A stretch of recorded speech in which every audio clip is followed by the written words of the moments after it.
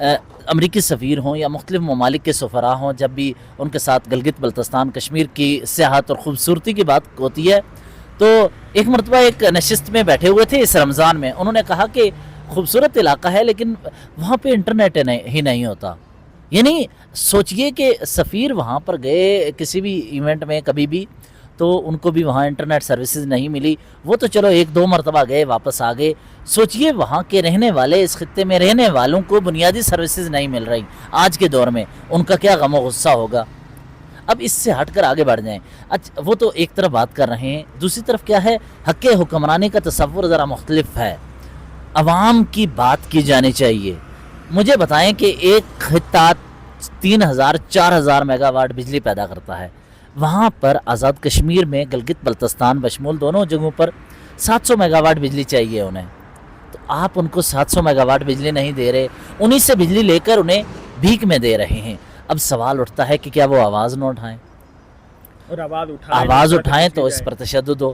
دیکھیے میں ایک مرتبہ ہوا یہ کہ آزاد کشمیر کے وزیر اعظم انوار الحق جب پارلیمنٹ کی کمیٹی تھی اس میں شرکت کے لیے آئے تو میں بھی وہاں کمیٹی میں موجود تھا. کمیٹی میں انوار الحق نے ایک بات کی کہ جس طرح کے رویے یہ اختیار کیے جا رہے ہیں، ہم آخری نسل ہیں جو پاکستان کی محبت میں مر جائیں گے. اس کے بعد اپنا حق مانگتے ہیں لوگ، اور بات ان کی درست تھی وہاں کے چیزوں کے تناظر میں. لیکن اس سے ہٹ کر گزشتہ 70 سال سے جو کچھ ہوا ہے اس خطے کے لوگوں کے ساتھ، معاہدہ کراچی کے تحت دھوکہ دیا گیا، لیکن حکمران بھی اس میں پیش تھے اس خطے کے رہنے والے. انہوں نے اپنا اقتدار اہم سمجھا بجائے کہ سچ بتایا جائے. دوسری طرف اگر آگے بڑھیں تو اس سے ہٹ کر کوئی اپنے غازی ہونے کا دعویٰ کرتا رہا، کوئی شہیدوں کا وارث بنا رہا، کوئی مجاہد بنا رہا. کسی نے کہا کہ یہ چونکہ کشمیر کی آزادی کا بیس کیمپ ہے تو آزادی کشمیر کے تناظر میں یہاں کے عوام کی رائے، وہاں کے حقوق کی بات نہ ہو، بس کشمیر کے بیس کیمپ کو بنیاد بنا کر یہاں کے لوگوں کو صرف اس کے پیچھے لگایا جائے. ان کے حقوق، کھانے پینے کے، روزگار کے، تعلیم کے، ان کے جینے کا حق جو ہے، ان کے حقوق کی بات نہ ہو. ہمیں یہ نظر آتا رہا. اس مرتبہ مجھے یہ لگ رہا ہے کہ یہ جو تحریک ہے یہ عوام کی سنجیدہ تحریک اس لیے ہے کہ نوجوان اپنا حق مانگنے کے لیے آ رہے ہیں، وہ اپنی بنیادی ضروریات کے لیے آواز اٹھا رہے ہیں. اور اس ساری تحریک میں سب سے امپورٹنٹ اور منفرد جو کردار ادا کیا ہے وہ آج کی سوشل میڈیا نے کیا ہے. اس سوشل میڈیا کی وجہ سے ظاہر ہے آپ دیکھ لیں، وہ کسی نیلم کے کونے میں بیٹھا ہوا شخص وہ بھی آج احتجاج کر رہا ہے. یقین جانیے کہ اس کشمیر کی جو آج کی نسل ہے، اس سے قبل جو نسل تھی جو کہ اس نسل کے بڑے تھے یا اس کے والدین تھے یا پھر اس کے باپ دادا کی صورت میں موجود ہے، وہ بہت زیادہ جس سے آپ بیس کیمپ کا نام دے رہے ہیں اس کے ساتھ بڑا اٹیچ تھے، خود کو بہت زیادہ اس کے ساتھ ریلیٹ کیا کرتے تھے. اور حکمرانوں نے بھی ایک پچھلے پورے 7 دہائیوں میں اس کارڈ کو استعمال کرتے ہوئے بہت زیادہ جو ہے وہ استحصال کیا عوام کا. لیکن آج آپ دیکھ لیجئے، ایک طرف جو ہے وہ جو پولیس والے ہیں وہ بھی کشمیری ہیں، وہ مر رہے ہیں، ان کے ساتھ جو وہ انہیں ظاہر ہے وہ جب مظاہرین کے ہتھے چڑھتے ہیں تو آپ کو پتہ ہے جب ایگریسو قسم کی جب یوتھ ہوتی ہے تو وہ واپس اپنا جو ہے وہ ان پہ رد عمل دیتی ہے. اور اسی طرح سے جو مظاہرین ان کے پولیس کے ہتھے چڑھتے ہیں ان کے ساتھ بھی بہت زیادہ ناروا سلوک کیا جاتا ہے. بلکہ ایک ویڈیو سامنے آئی ہے جس میں دیکھا جا سکتا ہے کہ تقریباً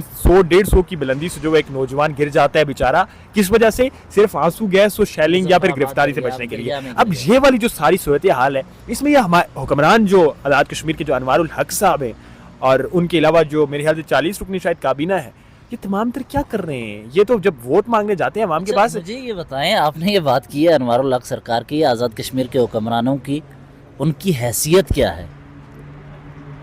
مجھے اس سوال کا جواب بتاؤ کہ وہ کیا کوئی فیصلہ کرنے کی صلاحیت رکھتے ہیں؟ آپ ہی نے گزشتہ روز سابق وزیر اعظم کا انٹرویو کیا تھا. آزاد کشمیر کے سابق وزیر اعظم خود کہہ رہے ہیں کہ ان کی کوئی حیثیت نہیں، ایک ٹیلی فون کال پہ ایک پارلیمانی پارٹی وزیر اعظم بدلوا دیتی ہے. یہ بات سچی بات آپ کریں، کھل کے بات کریں کہ وہاں کے حکمرانوں کی اوقات لفظ میں نہیں لیتا، لیکن وہ ان کی اتھارٹی کیا ہے، وہ کیا کرنے کی صلاحیت رکھتے ہیں، کیا فیصلے کر سکتے ہیں. دوسری طرف آپ کو بڑی میں خوفناک ایک بات بتاؤں جو میرے سورسز بتا رہے ہیں اس وقت، آپ نے آزاد کشمیر میں یہ نہیں کر رہے. آپ ان کی عوام نے کیا کیا؟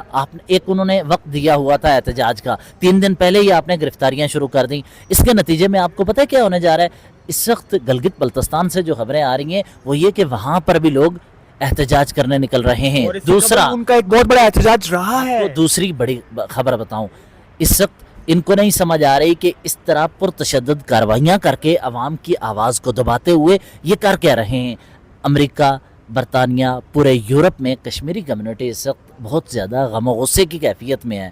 وہ اس وقت احتجاج کرنے کی طرف جا رہے ہیں. اگر برسلز میں, یورپی یونین کے مختلف ممالک کے دارالحکومتوں میں یا امریکہ میں احتجاج ہوتا ہے تو بدنامی کس کی ہوگی؟ عوام کے حق کو تسلیم کیا جائے. آپ کو میں یہ سمجھتا ہوں کہ ان کو احساس نہیں ہے. لاہور میں, اسلام آباد میں ہونے والے احتجاج کی نوعیت مختلف ہے. جو مظفر آباد یا گلگت بلتستان کی کسی جگہ پہ, کسی شہر میں, کسی قصبے قبیلے میں جا کر احتجاج ہوتا ہے, اس کی نوعیت مختلف ہوتی ہے. لیکن اس احتجاج کے علاوہ ایک اور بات بڑی دل کی کرنے والی ہے. دیکھیں, ایک حویلی ایک جگہ ہے, وہاں سے حمزہ فاروقی اور دیگر دوست ہیں, وہ اکٹھے آتے ہیں, وہ احتجاج کے لیے جاتے ہیں, ان کی گرفتاریاں ہو جاتی ہیں. دوسری طرف سے بیانیہ بنایا جاتا ہے, راہ سے پیسے لے کے اس وقت آزاد کشمیر میں اسی طرف آنا چاہ رہا تھا. صرف بیانیہ نہیں بنایا جا رہا, یہاں اسلام آباد میں بیٹھے ہوئے بڑے سینئر جرنلسٹ جو خود کو کہلواتے ہیں, وہ لوگ یہ دعوے کر رہے ہیں کہ راہ سے یہ فنڈنگ ہوئی پڑی ہے, راہ کا یہ سارا پلان ہے. آپ کو بتاؤں یہ آوازیں کیسے دبائی جاتی ہیں. آزاد کشمیر کے سابق وزیر اعظم تنویر الیاس کے ساتھ میرے کچھ معاملات ہوئے. ایٹ دیٹ ٹائم اس کے گروپ کے لوگ جو تھے وہ مجھ پہ الزام لگانے لگے, صحافیوں پہ الزام لگانے لگے کہ راہ کے یہ اور انڈین چینلز پہ آ کے رائے دیتے ہیں, تجزیہ کرتے ہیں, تو یہ راہ کے ایجنٹ ہیں. اس پاکستان میں بھی فاطمہ جناح کو غدار قرار دیا گیا. جن لوگوں پر غداری اور اس طرح کے ایجنٹ ہونے کے فتوے لگائے جاتے ہیں, یہ مان لو کہ وہ عوام کی بات کر رہے ہیں. جن لوگوں پہ بات کرنے والوں پر یہ فتوے لگائے جا رہے ہیں, اور جس شخص کو محب وطن اس وقت کہا جا رہا ہے, مان لو کہ اس کی محب وطنی پر شکوک و شبہات ہیں. وہ عوام کی بات نہیں کر سکتا.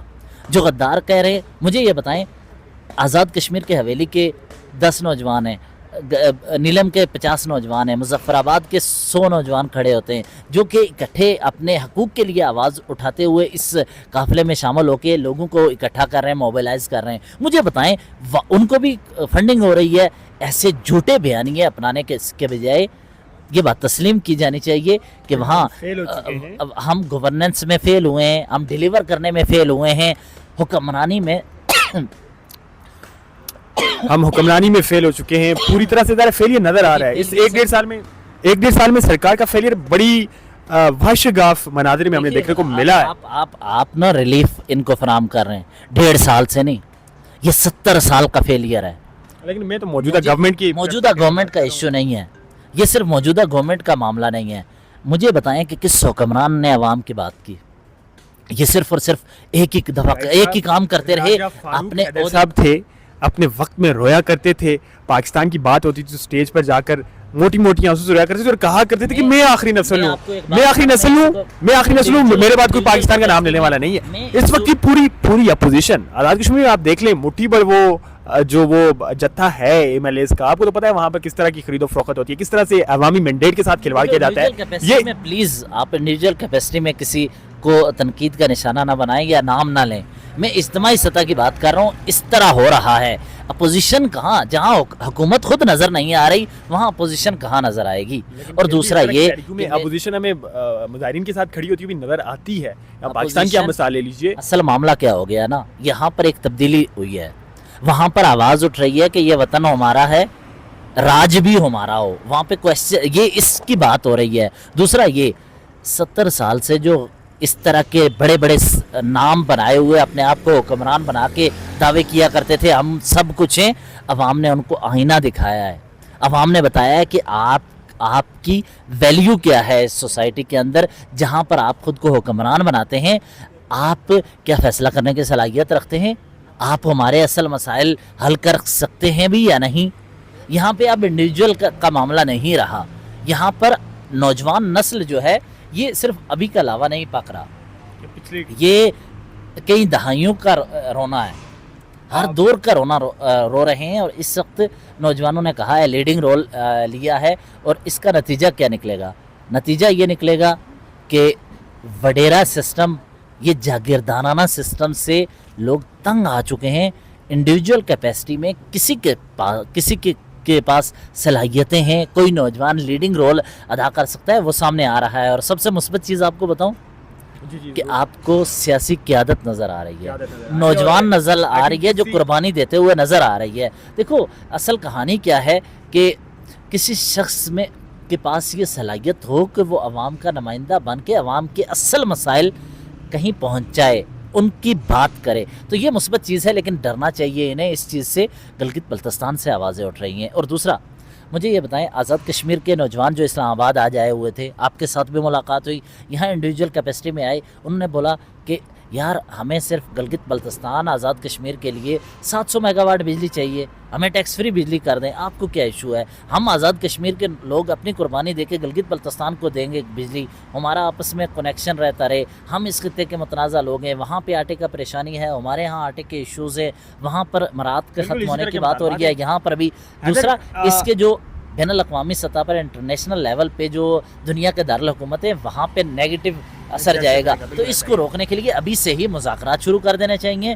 اگر مذاکرات نہ ہوئے تو یہ اقتدار کوئی چیز نہیں ہے, یہ اقتدار آنے جانے والی چیز ہے. ہم نے دیکھا بھی ہے, ہم نے دیکھا بھی ہے یہاں پر جو وہ صبح کے بادشاہ دے شام کو گداگر ٹھہرے ہیں, وہ والی بہت سی چیزیں ہم نے دیکھنے کو بھی ملی ہیں. حیدر یہاں پر آج کے اس ولاگ کو اینڈ کریں گے چونکہ وقت بہت زیادہ ہو گیا ہے, اور پورے کشمیر میں ہی, پاکستان کے ذریعے انتظام کشمیر میں اس وقت بہت زیادہ بڑی تعداد میں جو ہے وہ لہر اٹھی ہے, اور آہستہ آہستہ کچھ فیکٹس اینڈ فیگرز بھی سامنے آ رہے ہیں چونکہ وہاں پہ انٹرنیٹ کی بہت زیادہ پرابلم ہے اور ساتھ میں نیٹ ورک کی پرابلم ہے. کچھ ایک کے قریب جو ہے پولیس اہلکار جو ہے وہ آج ہلاک ہوا, اور اسی طرح سے ایک بچہ جو ہے وہ دریا میں گر گیا, لیکن بڑی اس کی خوش قسمتی تھی کہ اس کی جان بچ گئی.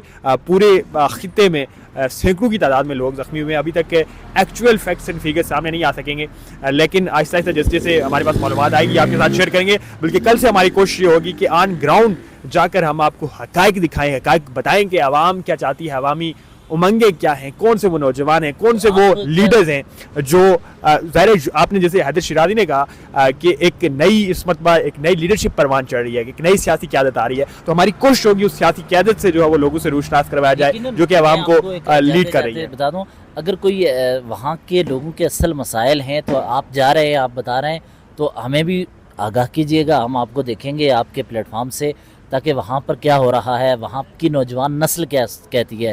مجھے اچھا لگے گا کہ وہاں کے نوجوان نسل کے جذبات اور احساسات کو صحیح انداز سے میں جان سکوں.